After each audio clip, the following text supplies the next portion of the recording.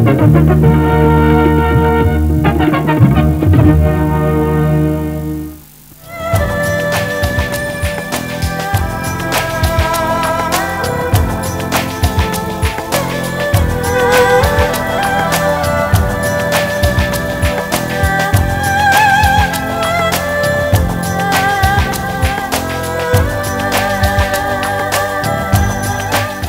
will continue with the food safety and HACCP, and I will again request the counselors and students to please ask the question. In this session, our expert from outside, Dr. Amresh, will be focusing on the implementation part of the food safety. I will request him to first to respond to the question made by Mr. Malik, particularly about allergens, and then he will be sharing the practical experiences in implementing HACCP with you. Dr. Amresh, please. Thank you, Dr. Saluja. Thank you very much. Okay, we will welcome back to the session. We will begin with the question of Mr. Mukesh Malik. He was asking about whether allergens should be a part of this discussion. Yes, very much. Allergens should be a part of this discussion. Okay, basically, what is an allergy? Allergy is an unwanted reaction which our body cannot sustain. Which cannot go with our body. To give a few examples which are related to food allergies, there are few things like proteins, specifically some proteins from soybean. Okay, when these things are consumed, some people are able to digest them and utilize them in their body. But I have seen some of the reactions practically when some soya protein containing products are given to pregnant women. Okay, they actually develop rashes and unwanted reactions on their skin, and they cannot utilize these particular proteins. These are this such type of allergies are there. Then second type of allergies which are there is like the allergens which are allergic substances which are produced by genetically modified organisms, about which very less data is available. And the third is about the this is one of the oldest known allergies. It's like lactose intolerance. Okay, babies which doesn't have lactase, which can break down lactose sugar, cannot digest this particular lactose. Okay, so in such situations our body responds in a negative way. It cannot use them. These are all allergies, and what is being done about it? Okay, or what needs to be done about it? Okay, when we discuss about allergens, one is that the individual needs to understand to what items and to what compounds he is allergic to. Okay, that probably happens if it is consumed once or twice. Okay, before that it's really not possible to know it. Okay, and the best medicine or best treatment for these allergic reactions is to avoid them. Okay, generally when somebody consumes a food and gets an allergic reaction, an unwanted reaction, doctor also advises them to discontinue with that. Okay, be away from it. That's about allergens. Okay, and what regulations and rules and food laws are doing about allergens? Yes, they are very positive, and they have certain things, certain requirements like labeling requirements. Okay, if a person is aware that he or she is allergic to, say, something like soya, okay, they can look into the label and see if there is a content of soya in it, or if there is a content of egg in it. So it's more of our own awareness and mass awareness about what allergens are, how they are being printed on different food labeling of the products, and then to stay away with it if we are not able to if we are not able to assimilate them. Okay, and this phenylketouric which I just spoke about is also an example like that. If you see any product containing aspartame is produced or synthesized by using phenylalanine and aspartic acid. Okay, this aspartame serves as an artificial sweetener. It is used in many diet soft drinks and some of the sweets and juices, all this. Okay, what happens in this particular in this thing is, okay, when aspartame is taken into the body, at that time it contains phenylalanine. Phenylalanine cannot be assimilated by these phenylketouric people, and it leads to imbalance in the body. Okay, that's about allergens and phenylketourics, and let's move on to our next topic, GMOs. Okay, this is one of the hot topics, very important topics being discussed these days in several forums, several factors, all this. And let's see what GMOs are. Okay, GMO is nothing but genetically modified organisms. Okay, how they are being modified, how genetically modified organisms are being produced. Okay, let's go back to the slide. We'll explain you through the diagrams.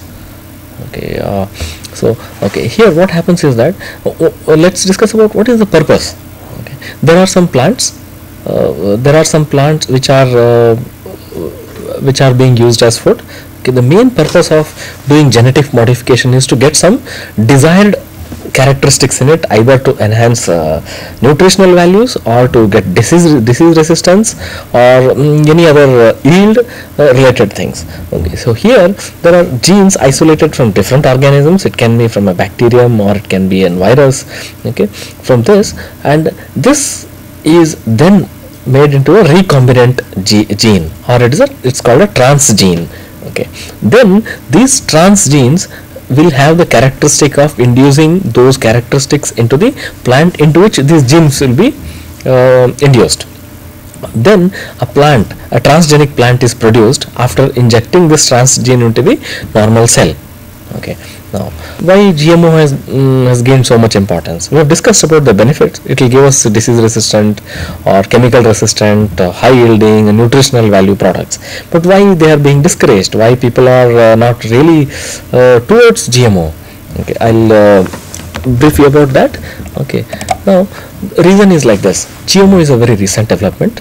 Okay, there is little scientific study about their health risks. Okay, and then safety test technology is inadequate to assess the potential harm.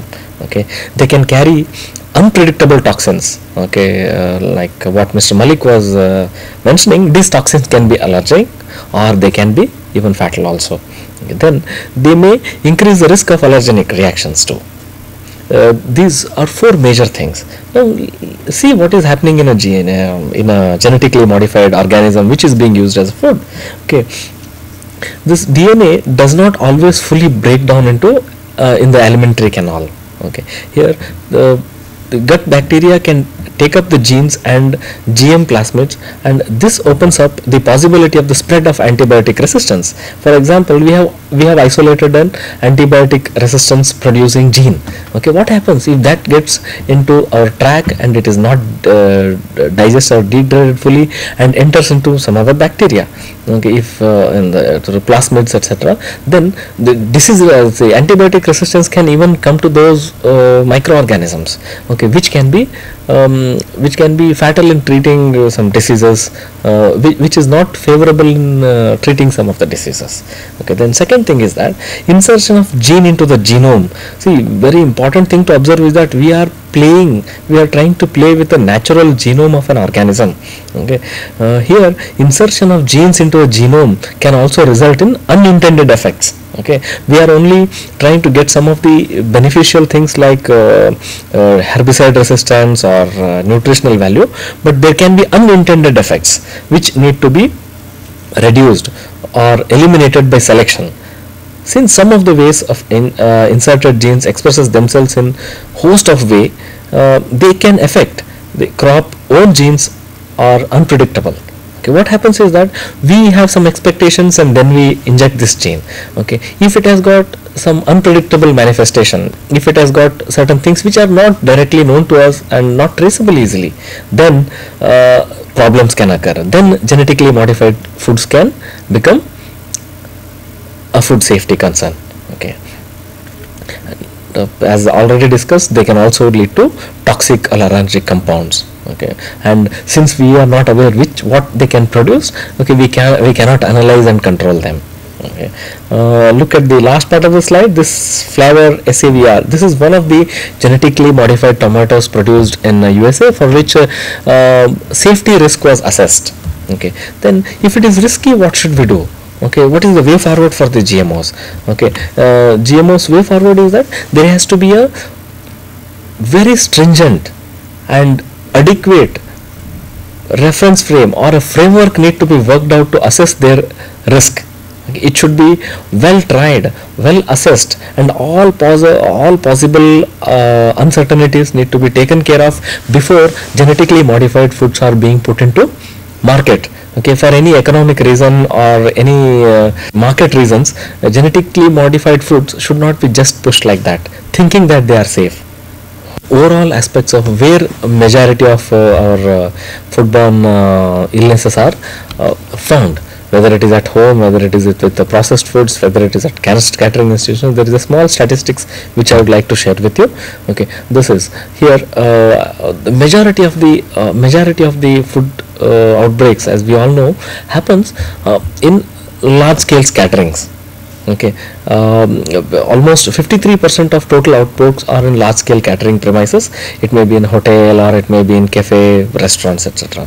And then second thing is that institutions, including nurseries, nursing homes, these are second aspect. Then third one is about catered functions. It may be one time event like a marriage or any event where food is being catered. Okay. Then other includes like farms, retailers also contribute to 21% of the total outbreaks, and this is the statistics from India. Okay, if you see here, these numbers which are reflective are only an indicative numbers.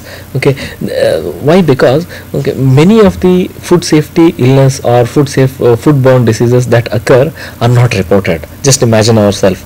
Okay, if we are falling sick because of certain food poisoning, is it being captured anywhere? No. If it is a mass concern, then it is being captured. That's where the data might be not fully realistic, but only limited to the extent to which it is captured.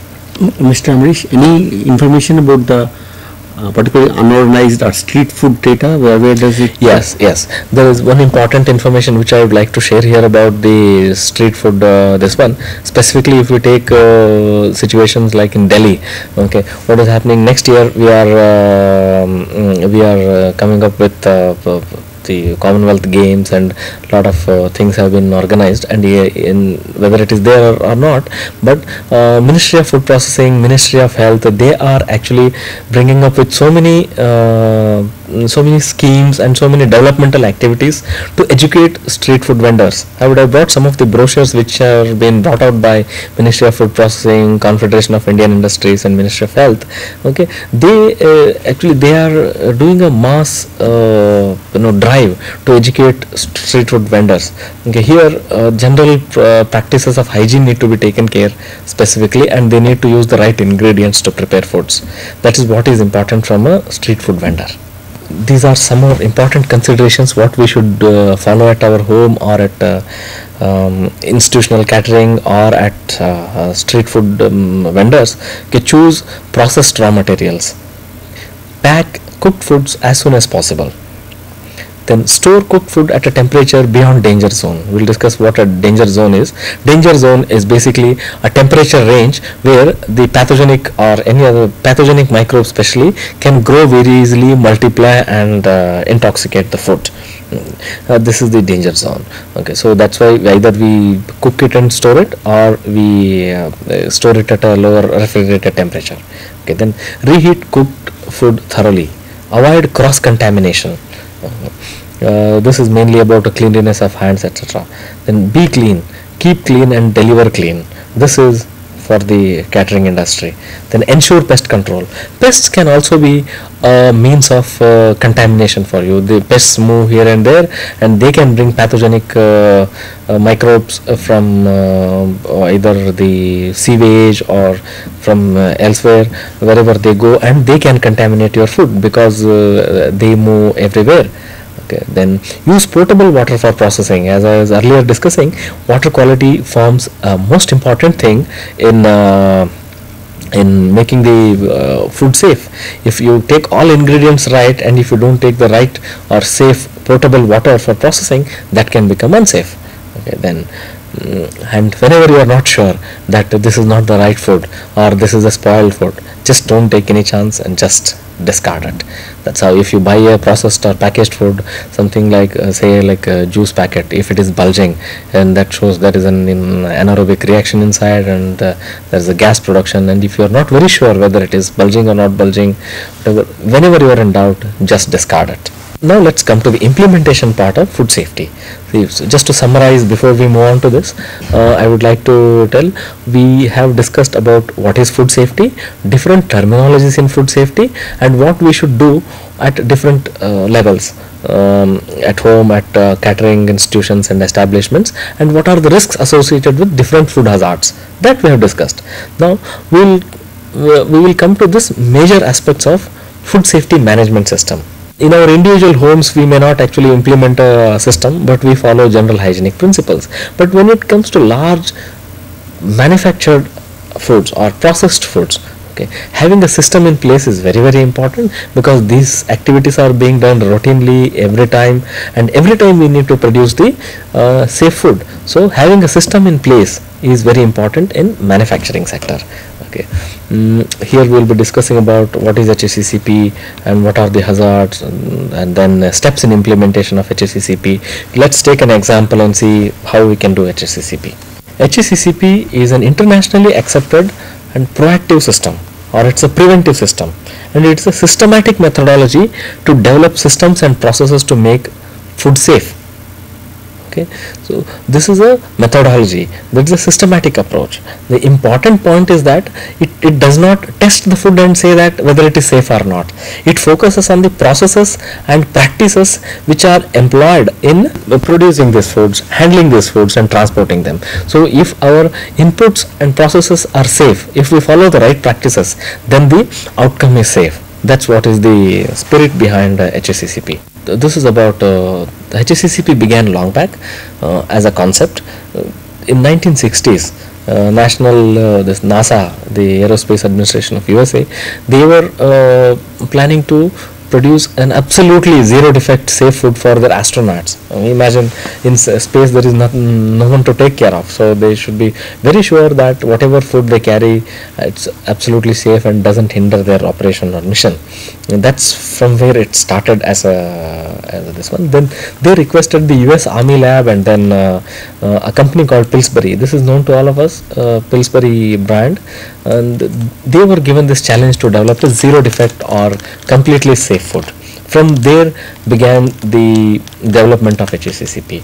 Then later, based on the failure mode effect analysis, this Pillsbury company came up with a standard guideline and a standard for HACCP, principles and practices of which will follow this discussion. And then later, Codex Alimentarius standardized this.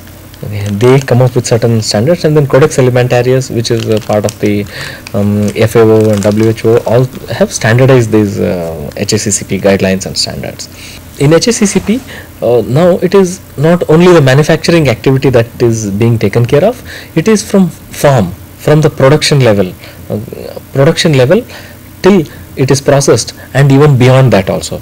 Even beyond is about how it is consumed and how it is utilized by human beings, how it is handled. Till then the scope of HACCP as a food safety management system encompasses. Now, what majorly it focuses on? It focuses on risks. Okay, we have discussed about risks earlier. It focuses on identifying risks. If I just take a bottle of water, okay, it says, okay, this bottle is produced. What are the risks involved, or what are the hazards involved in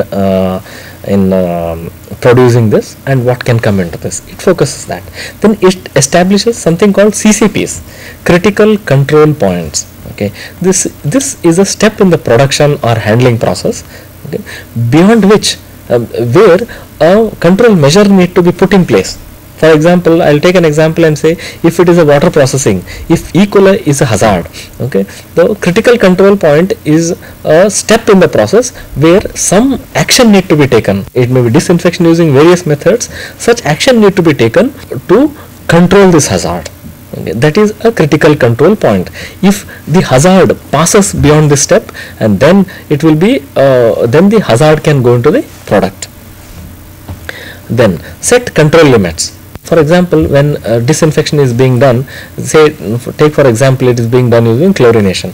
Okay, there is a range in which chlorination can control pathogens.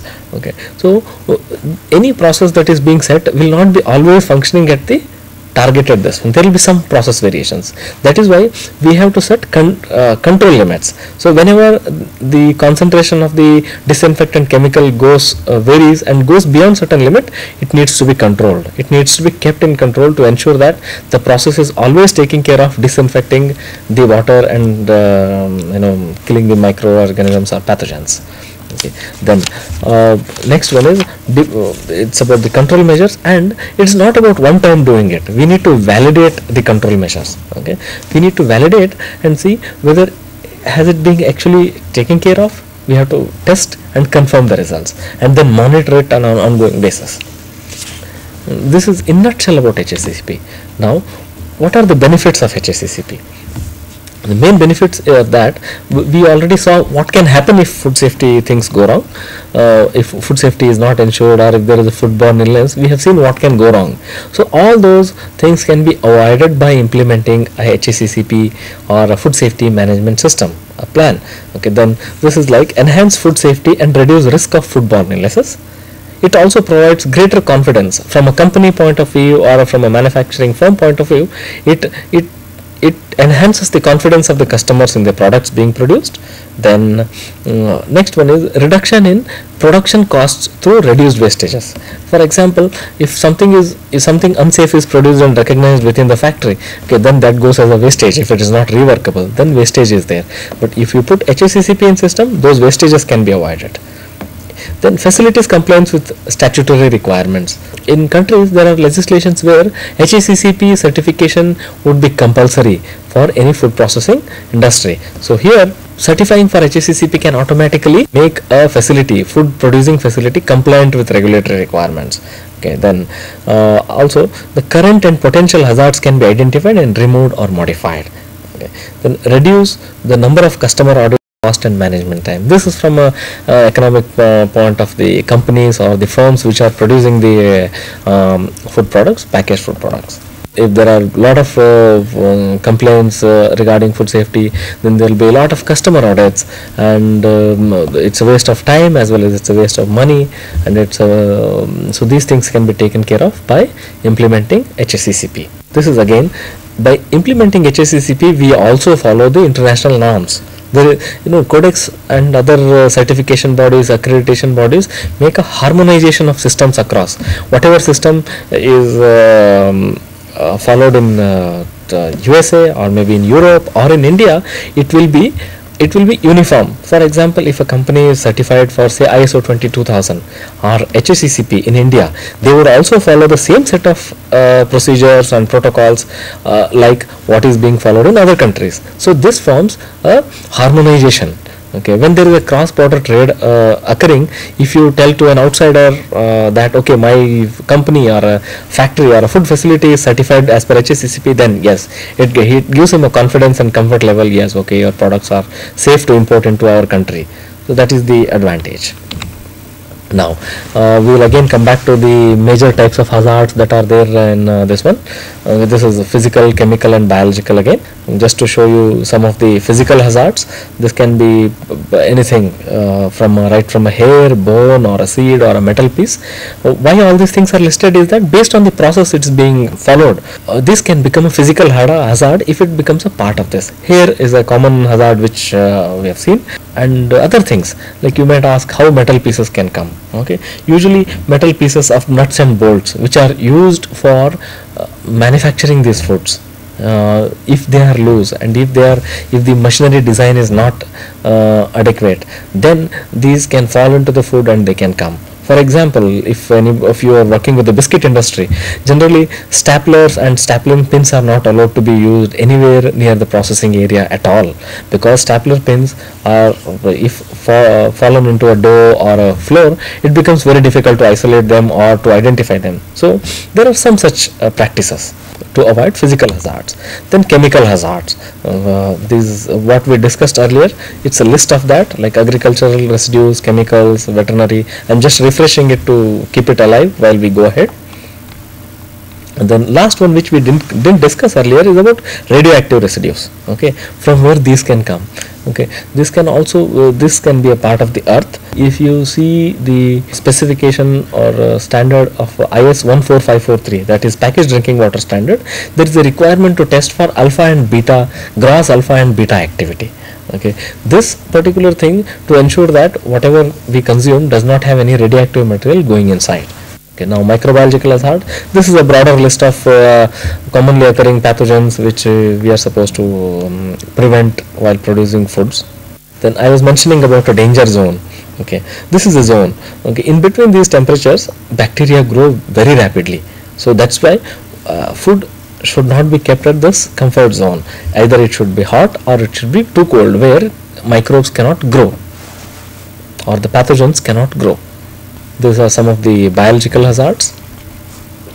This can specifically come into the farm products or any of the industries using fresh produce. This is various sources of contamination again. Now, who requires HACCP?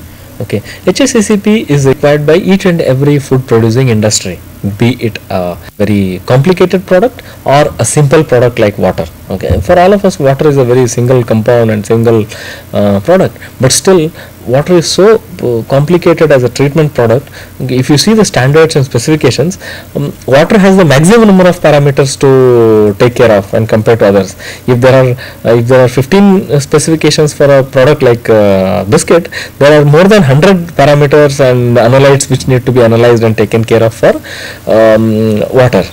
Like packaged drinking water has got a list of 32 pesticides and a whole list of 25 heavy metals and other industrial pollutants. So the list is longer even for a simple this one. That is why each and every facility which is taking care of, which is actually producing food and related products, should implement HACCP. Something like a low acid canned food, seafood, dairy, it may be a poultry, it may be fruits and vegetables. Everybody requires an HACCP to be implemented. It is both for the benefit of the company and it is both for the benefit of the consumers and economy as a whole. And then of late, what is there? I mean, companies and organized manufacturers have been more proactive in terms of implementing these systems. But when it comes to hotels and restaurants, the trend is picking up. Some of the hotels are already getting themselves certified for food safety management systems. There are also certain audits like good catering practices, which are specific to hotel industry and catering institutions. They can follow that and get certified. Let's look into the main 7 principles of HACCP. Okay, what it says conduct a hazard analysis. If I take a say like a juice bottling unit, say it's a mango based juice bottling unit, okay, what can come there? Okay, what are the ingredients? They have mango pulp and then sugar, water. So if we take this example, what type of hazard can come? Okay, from a mango, any insect can come if it is not processed properly. Okay, and second thing is that it can also get some of the insecticides which are used while producing mango. And then third one is that sugar, we are also adding sugar into it. Okay, sugar is also an agricultural crop, and that can also bring in pesticide residues into it. So be it whatever may be the process, it may be a water producing, it may be a biscuit producing or a juice producing, we need to know what type of hazards and where it comes. That is conducting hazard analysis. Second principle is that determine the critical control points. Just determine if there are 7 steps in a process or 8 steps in a process, determine where we can control it, where we can effectively control it. For example, in a juice basing this one, or in a milk processing unit, pasteurization is a critical control point. Similarly, establish critical limits. For what we should establish critical limits? If it is a pasteurization process, we should know at what temperature and what time it needs to be pasteurized. So those limits need to be established. Okay, if 90 degrees Celsius is required for pasteurization, then give a safety margin and ensure that the temperature is always maintained in that range where the hazards are taken care of or eliminated. Then establish a system to monitor and control the CCP. What can happen when machineries or any processes are being employed? At that time, things can malfunction. Important thing is to monitor them. It is not about one time setting, but in a manufacturing, typical manufacturing, this thing, monitoring them and sustaining them is very, very important. Okay, then establish corrective action to be taken when monitoring indicates that particular CCP is not under control. For example, in a step, if you feel that in a juice manufacturing industry process, if you feel that the temperature is not under control, okay, if say for there is a fall in the temperature for XYZ reasons, okay, during that time, what corrective action we have to take?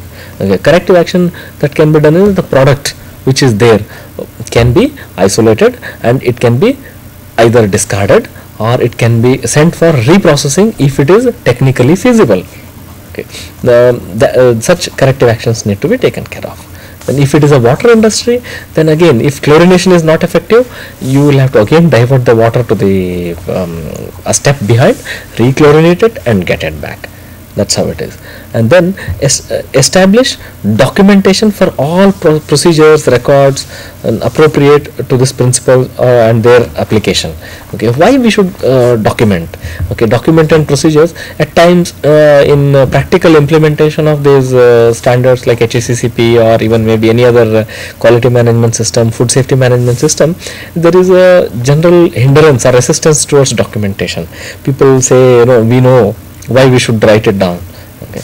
The importance is that, okay, if it is written down, if it is established as an official procedure, then whether it is XYZ working or ABC working on the process, they need to follow the same thing. It ensures uniformity in the process being followed, and it eliminates human error. And also for experienced people or for a new joinees, it can form a reference. It can actually go as a training reference and ready reckoner for them. That is the importance of a documentation and training. Then establish procedures for verification to confirm that HACCP system is working effectively. For complete effective working of HACCP, one important thing is that we have to verify it.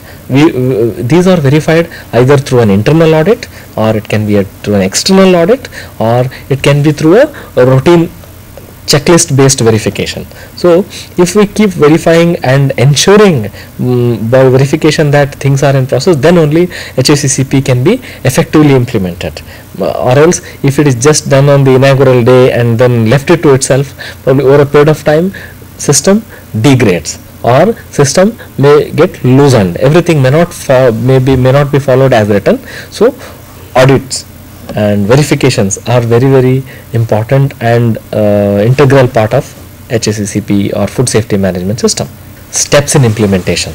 Okay, in the steps in implementation, what is the first step? First step is that in a factory, in a company where there are hundreds of workers, okay, everybody needs to be involved. Okay, it is everybody's business, right from the top management to the person working on the shop floor or connected anywhere, whoever is entering including the visitor, okay, need to be under the scope of a food safety management system. Okay. However, for a core team need to be established. Okay, even in core teams there are two things. One is a implementing team and other is a verification team.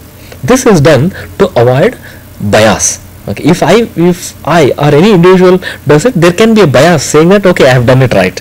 Okay, verification need to be an independent and unbiased verification. Hence, there is a verification team. Okay, this is the first step. Okay, in this first step, the core team is trained properly on why we should do HACCP and how it should be done. Okay, then this core team will go ahead and educate all the people in the shop floor or in the all our departments or other sections which are connected to this. They will make procedures and practices in place and they will train them. Then second thing, describe the product. Okay, why product description is important in HACCP? To ensure that I was just giving a unique example of that phenyl ketouric. Okay, so describing the product is very important. If it is a product containing aspartame, then it is very essential to describe that this product should not be used by a person having phenyl ketouric problem. And it also need to describe other things like whether it is a low acid food or whether it is a high acid food. Okay, then this description suitably need to be given on the label so that the product is safe and is consumed as per intended use. Then next, the third stage is identify the products of intended use. This is also part of describing it. And then fourth one is the process flow diagram. After describing the products, we have to, I have just given a typical flow diagram by the side of this. Okay, this is just a representation. It's not a complete process as a whole, because process as a whole would depend and would vary based on the source water and all that. This is a water treatment process. Okay, in this water treatment process, we have taken source water, and there is a process of disinfection and sand filtration. Okay. Like this, each and every process connected with the food safety need to be put in a flow diagram or a flow chart. The importance of this is it will help us in identifying hazards, and it will be a further reference for our HACCP related work. Okay, now take this example. Then it is about, after making the flow diagram, this flow diagram need to be compared on site, whether our flow diagram made is as per actually what process is being followed or not. The general practice in the food industry is that, okay, the on-site, the flow diagram is made on-site itself, so that it matches exactly with it, and then it is verified by the verification team. Okay, this is how it is. If we take the example of this, here the hazard is E. coli. Okay, which can come into source water if there is a contamination. Okay, now what kind of steps can be taken care to prevent or disinfect the water? There are various methods and steps to disinfect water. Okay, this including ozonation, chlorination, UV treatment, and chlorination is one of them. Okay, and there are levels to maintain right levels of chlorine, and then critical limits need to be established. This is one of the examples where hazard, critical limits, and critical control points can be established. Okay, then here determining CCP. Take this example here. Critical control point is where it is being tested and where it should not go ahead of it. Okay, if it goes ahead of this filtration, then further it cannot be the hazard cannot be controlled. That's why this becomes a critical control point. So if it is found that here the chlorine level is less, this has to go back to the water storage and again gets disinfected and come back. Then target levels of limits. Then we also need to look into monitoring procedures, corrective actions, verifications, documentation, record keeping importance I have already highlighted. This becomes a part of the implementation of HACCP on shop floor in any food manufacturing industry. Okay, how it is being done? Okay, globally there are various standards. They are all food safety management standards, but there is slight variation based on the origin from where they are coming.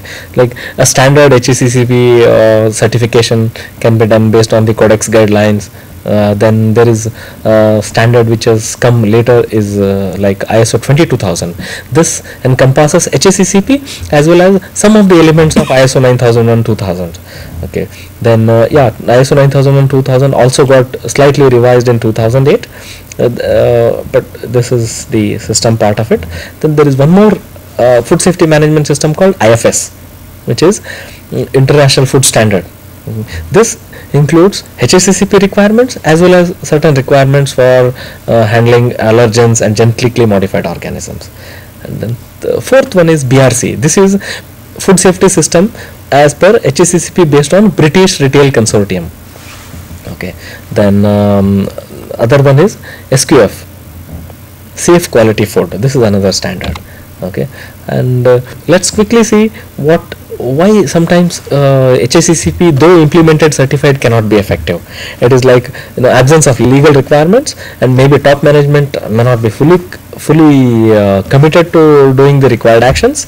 Okay, and most typical what happens is that if the system is not actually designed and written and implemented by the people who are supposed to do, if it is done by somebody else like a consultant and just put it in the records, then the people who need to implement it in shop floor doesn't know.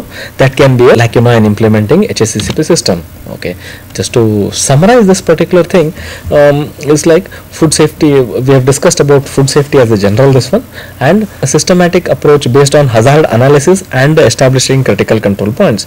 Okay, it's a global concern. it affects health and well-being and productivity, prosperity and security of the of countries, then what solutions we can do is that create mass awareness about food safety, then at different levels of catering and other things, we need to, at home level, we need to follow good hygienic practices.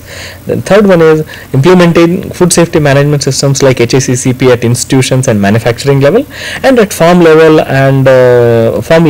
it is putting right legislations and implementing the right veterinary practices or good agricultural practices in place to produce the safe food. So like these days, good agricultural practices is also become a auditing and certification standard.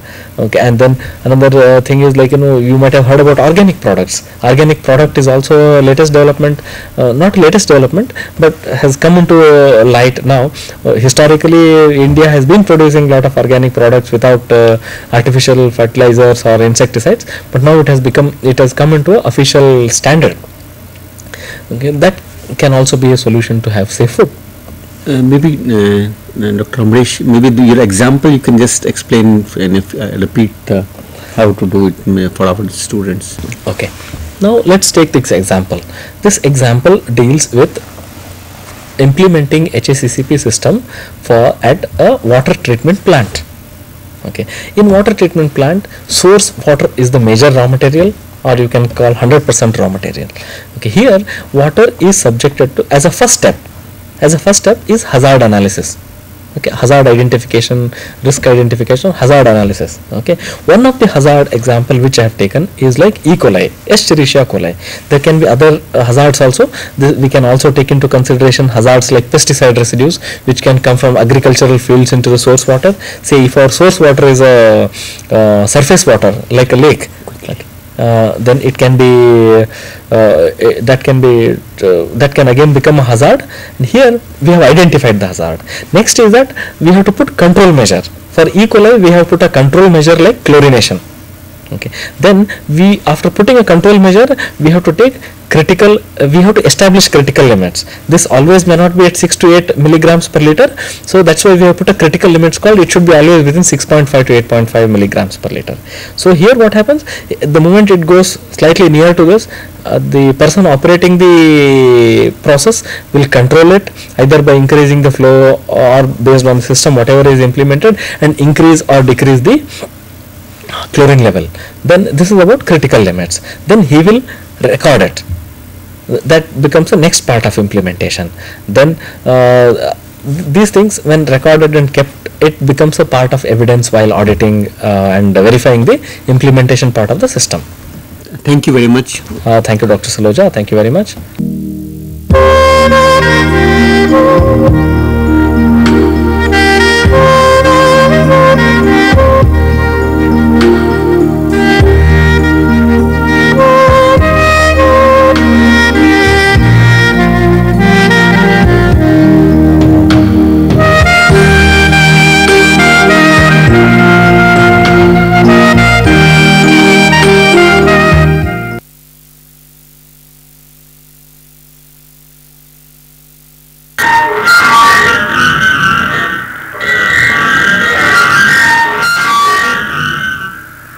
You repeat.